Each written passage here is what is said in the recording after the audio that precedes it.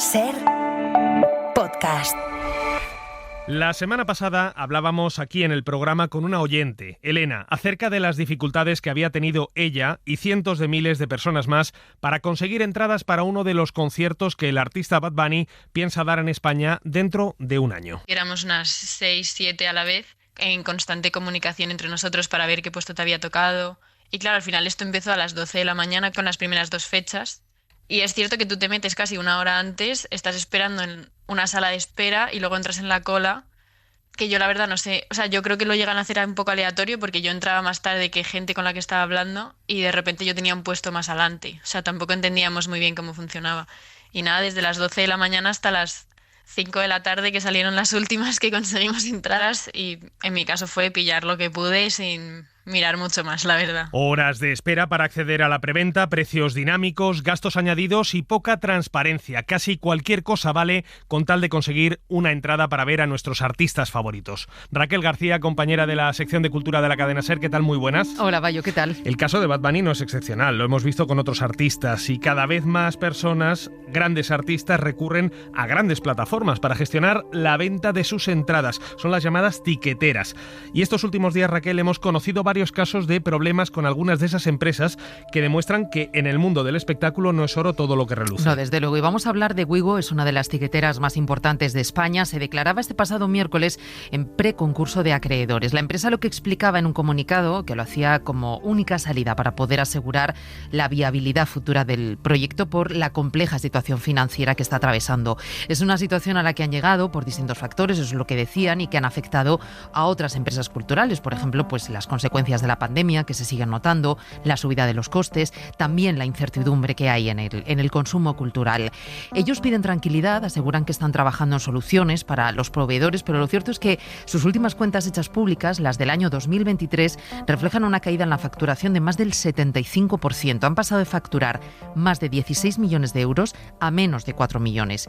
En esta situación ahora la empresa lo que tiene es un plazo de 3 meses para poder renegociar sus contratos, para organizar sus cuentas, el dinero que tienen, algo que será más o menos fácil dependiendo de si ese dinero de las entradas lo han tenido que utilizar o no como dinero circulante, es decir, para pagar sus deudas, para pagar pues desde los recibos de la luz hasta los créditos que tengan con el banco. Con esta situación, bueno, pues saltaban las alarmas, lógicamente. Algunas de las bandas que han vendido las entradas de sus conciertos con Wigo se pronunciaban en redes sociales, mostraban su preocupación por esta situación, que decían que les va a hacer perder mucho dinero. Les ha pasado a 21 que decían que a pesar de todo van a seguir adelante con sus conciertos programados, que cobren o no ese dinero, van a pagar a sus equipos. Y también le ha pasado, bueno, pues por ejemplo a Bombay, que está celebrando su 10º aniversario sobre los escenarios, con una gira que ha vendido todas sus entradas con Wigo. También se ha visto afectada, por ejemplo, Seria, que tenía concierto el próximo 7 de junio en Valladolid. Wigo ha entrado en concurso de acreedores, entonces unos con acreedores y otros no damos crédito.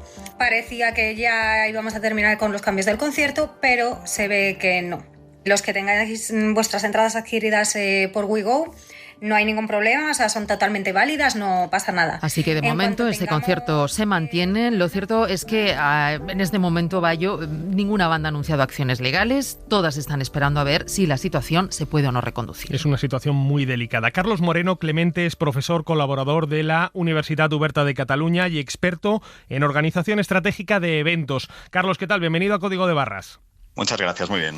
Se está convirtiendo un poco el asistir a un concierto, a un festival, en una aventura, en una gincana para quienes quieren ver a sus grupos favoritos, ¿no? Pues la verdad es que sí, tú hablas de temor y yo creo que eso queda muy bien ligado con el concepto de FOMO, ¿no? Con el fear of missing out, ¿no? El miedo a perdernos algo, ¿no? Que es una ansiedad que, si recordamos, ¿no? Veníamos de la pandemia donde teníamos casi miedo a salir, ¿no? Y ahora tenemos miedo a que haya algo fuera que nos estamos perdiendo, ¿no? Y eso genera esa ansiedad, etcétera, que además, si le metemos ciertos elementos como el aumento de precios, como las cancelaciones de festivales, como los problemas de algunas tiqueteras, pues no hace más que intensificar, sobre todo en esta era digital, ¿no? Donde podemos seguir minuto a minuto y tenemos esa sobreexposición en redes sociales, ¿no? Todo lo que está ocurriendo. Y realmente esto, para los que disfrutamos de los eventos, de la música, etcétera, pues es un temor, un miedo añadido, ¿no? Claro, y en este contexto no existe un cierto temor. Tú, como experto, a lo mejor nos puedes poner más sobre la pista sobre un posible pinchazo de la burbuja de festivales, de grandes eventos, porque estamos viendo una demanda enorme, pero una demanda no puede crecer sin límite. Pues es probable que en algún punto, ¿no?, estemos ya en una situación límite, porque gran parte de la generación millennial, por ejemplo, admite, ¿no?, haberse endeudado para conseguir entradas, ¿no?, para algún evento, etcétera. El FOMO está presente antes, ¿no?, en esa decisión de compra, ¿no?, esa presión, ¿no?, por conseguir las entradas. También desde el marketing, ¿no?, se intenta captarla al consumidor diciendo última oportunidad, últimas entradas disponibles, esa generación de cierta escasez, ¿no?, de urgencia, ¿no?, esa apelación a la urgencia. Pero sí que es verdad que todo tiene un límite económico. Y cada vez están subiendo más el precio de las entradas, todos los gastos asociados, porque evidentemente más allá de comisiones, ¿no?, y de todo el tema que estamos viendo estos últimos días, también están aspectos como el desplazamiento. Tenemos otros gastos asociados, que es el propio consumo dentro de lo que sería el festival o el evento musical. Uh-huh. Aquí también entra el FOMO durante el evento, ¿no? Queremos ser partícipes, incluso habiendo conseguido la entrada, estar en todos los escenarios, tener la camiseta especial de la gira, del evento, del concierto, etcétera. Y por lo tanto, si lo vemos también en redes sociales que hay alguien que la ha conseguido, vamos corriendo a comprarla, a conseguirla. Y todo eso no hace más que aumentar el gasto asociado, ¿no?, del consumidor. Incluso vendrá el después, el FOMO de después, para aquellos que estén viendo las imágenes de lo que ha ocurrido y quieran comprar ya la entrada para el año que viene, para la próxima edición, para la próxima gira, etcétera, el próximo concierto. Y también, pues, para quien ha estado ahí, decir, y ya tengo las entradas para el siguiente. Uh-huh. Con lo cual, todo eso no hace más que aumentar el consumo, ¿no?, el gasto asociado a esa participación en el evento, y seguramente tendremos, en algún momento llegará el límite, ¿no?, donde económicamente ya no se puede hacer mucho más. Y es que hablamos de la economía de la experiencia, ¿no? Sobre todo la generación millennial no valora tanto el tener cosas, sino el vivir experiencias. Y es algo recurrente, ¿eh? Y todos lo tendremos seguramente en nuestras cabezas, porque también somos parte de ello, ¿no? Ayer veía un vídeo también en que subían a una persona al escenario, una obra de teatro, y decía, es que a mí me han dicho que venía a ver a X, no diremos el nombre, y pensaba que era un cantante y era un monologuista, ¿no? Pero simplemente porque me han dicho que hay que ir, ¿no?, que viene pues quiero ir. Cuando eso ya sobrepase la dimensión económica asumible, cuando ya lleguemos a un nivel de deuda, o simplemente puedan ir los más ricos, ¿no?, por decirlo de manera fácil, seguramente será necesario un replanteamiento. Y seguramente a lo mejor empezamos a ver cómo esa ebullición, ¿no?, de festivales, de conciertos, de gira, empieza a reducirse, empieza a reconcentrarse, ¿no?, y realmente pues valorando aquellos festivales donde la gente puede permitir irse. Aunque también esto es un efecto global. Entonces hablamos también de economía global, y lo que vemos también es este turismo de festivales, turismo de eventos, ¿no?, que aprovecha para visitar la ciudad, para ver al artista internacional reconocido, y donde a lo mejor la capacidad económica es superior, por ejemplo, a la que podemos tener los españoles. Entonces este es un efecto también que hay que tener en cuenta, ¿no? Igual estamos limitando a las personas con menos posibilidad económica, ¿no?, pero sí que hay un mercado global, internacional, que vive también en las redes sociales, y efecto absolutamente global, y por tanto a lo mejor todavía no hemos visto la punta alcista, ¿no? Todavía falta para que veamos cómo empieza eso a autolimitarse y a autorregularse. Pero Carlos, la cultura, los eventos, los grandes conciertos, festivales, ¿no deberían ser accesibles a todo el mundo? ¿No deberían ser algo que vaya más allá del privilegio de la élite, que se puede permitir gastar un dinero, emplear un tiempo que a lo mejor otros no tienen en conseguir esas entradas, en viajar, en hospedarse en hoteles? Es decir, se está convirtiendo el asistir a conciertos, a eventos que antes podían ser más o menos de acceso común, en algo absolutamente elitista, en un consumo hedonista limitado para unos pocos elegidos. Pues lo veremos, porque yo creo que seguramente si me hubieras hecho esta pregunta hace, no lo sé, 15, 20 años sobre viajar, ¿no?, porque al menos la generación de mis padres lo de viajar era algo, pues no sé si elitista o para privilegiados o para gente de negocios, ¿no? Y en cambio, pues yo soy de una generación en que viajar se convirtió en algo recurrente, y seguramente también con los primeros impactos de redes sociales, ¿no?, ver que todo el mundo era capaz de ir, pues no sé, a París varias veces al año, a Hungría, a lugares casi exóticos, ¿no?, donde antes solo se podía permitir la élite ir, empezamos a hacerlo también. Seguramente por encima, ¿no?, de nuestras posibilidades. Igual ahora lo estamos viendo también en el contexto de los eventos, de la música, los festivales, etcétera.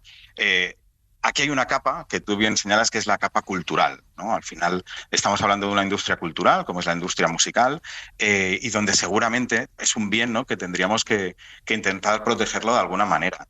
Es cierto que también lo que estamos viendo es que este auge post-pandemia de eventos no ocurre solo en estos eventos de pago, ¿no?, o de un coste elevado. Lo vemos también en la participación de ciertos eventos como fiestas mayores, conciertos populares de acceso libre, donde realmente vemos esa explosión participativa, ¿no? Ese sentimiento de yo también quiero estar ahí. Y bueno, también es una manera, ¿no?, de que la cultura se acerque de forma casi gratuita, ¿no?, en muchos casos con conciertos en fiestas populares, en fiestas mayores de grandes ciudades, donde también están participando artistas de renombre. Es complicado realmente defender ese acceso equitativo, por decirlo de una manera, a la cultura con este auge, con esta subida de precios y con el mercado de la industria musical, que a su vez también alega pues que estos eventos que estamos viendo ahora tampoco es el concierto con 3 micrófonos y 2 altavoces, sino que son auténticos espectáculos que también tienen su coste, que también es necesaria una publicidad, es necesario mucho personal para llevarlo a cabo, personal técnico, personal de seguridad, etcétera, y el propio caché de los artistas, que de nuevo circulan a nivel global y también tienen sus ofertas a nivel global. Es una respuesta complicada, pero sí es verdad que evidentemente poder seguir accediendo a la cultura, en este caso a la cultura musical, es algo que debe protegerse. Carlos Moreno Clemente, profesor colaborador de la UOC y experto, como hemos comprobado, en organización estratégica de eventos. Muchísimas gracias por haber pasado hoy por Código de Barras. Muchas gracias a vosotros. Raquel, por cierto, antes de que te vayas, esta semana también hemos conocido otra polémica en torno a las tiqueteras y a las plataformas de organización de grandes conciertos, tras saberse que un fondo estadounidense que hace inversiones inmobiliarias en territorios palestinos ocupados controla también varios de los festivales más potentes de música en España, incluido el Sonar de Barcelona. Sí, Bayo, están detrás de hasta 80 festivales de música por todo el mundo. Estamos hablando del fondo KKR.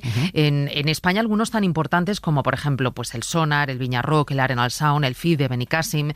Tras saltar esa polémica, muchas bandas comenzaron a anunciar su salida de estos festivales y a exigir a los organizadores, pues posicionamientos claros de las bandas de música y de miles de ciudadanos en redes sociales. El propio Sonar ha intentado desvincularse del fondo. En un comunicado hecho público esta semana quería dejar claro que condena el genocidio palestino. Queremos expresar, decía en el comunicado de forma explícita, nuestra solidaridad con la población civil palestina atrapada en la catástrofe humanitaria que se vive en Gaza. Un asunto sobre el que también se ha pronunciado el ministro de Cultura, que ha dicho que el fondo KKR no es bienvenido en España. Pues Raquel, tú siempre eres bienvenida en el programa, pero desde luego vamos a seguir muy pendientes de esa situación en torno a festivales, conciertos y tiqueteras. Gracias por pasarte por Código de Barras. Gracias a ti, Bayo. Para no perderte ningún episodio, síguenos en la aplicación o la web de la SER, Podium Podcast o tu plataforma de audio favorita.